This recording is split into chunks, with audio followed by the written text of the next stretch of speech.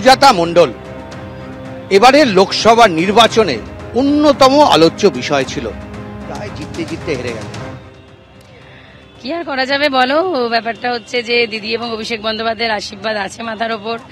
লড়াই করেছি এবং প্রচন্ড টাফেস্ট সিট ছিল, কিন্তু সেই সিটও আমি পরিশ্রমের বিনিময়ে এবং দিদি অভিষেকদার সাহচর্যে বার করে এনেছিলাম।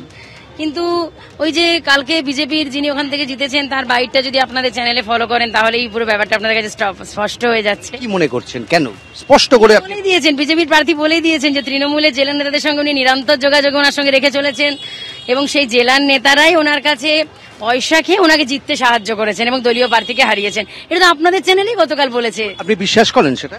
দেখুন, এতদিন তো বলেনি, উনি কালকে কেন বলছেন? তার মানে কি উনি নিজের জয়ের আনন্দটা তো করতে পারছেন? আজকে 4 দিন হয়ে গেল, কোথাও তো বিষ্ণুপুর লোকসভাতে কারা হতে পারে দিদি? সব জানি, দলও জানে, আর নামগুলো এখন আপনাদের সামনে আর বলছি না। সেখানে অনেকেই আছেন, সেখানে সমস্ত পদাধিকার, বেশিরভাগ পদাধিকাররাই রয়েছেন, কয়েকজন ছাড়া। একটা দুটো বিধায়ক আছেন।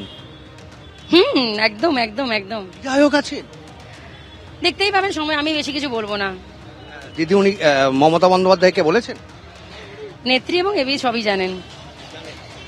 এইভাবে তারা আপনাকে হারিয়ে দিল, মানে এটা কি আপনাকে হারানোর জন্য নাকি সৌমিত্র খানকে জেতানোর জন্য?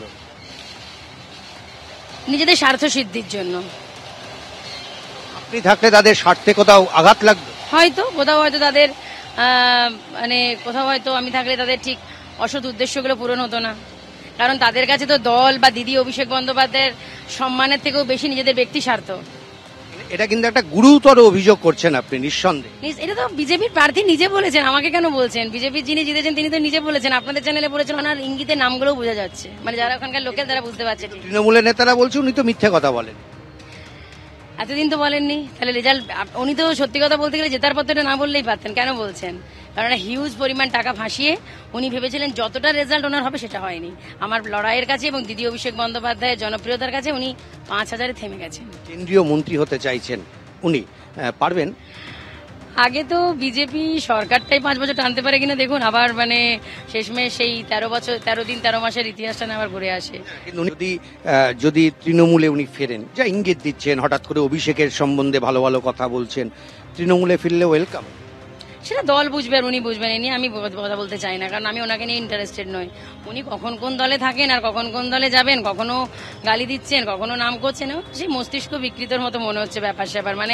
উনি অনৈতিকভাবে জিতে যে উনি ভালো নেই সেটা ওনার ইঙ্গিতে এবং কথাবার্তায় বা ওনার বডি এক্সপ্রেশনে বোঝা যাচ্ছে। কিন্তু খান পরিবারে কি আবার সুজাতা মণ্ডলকে দেখা যেতে পারে?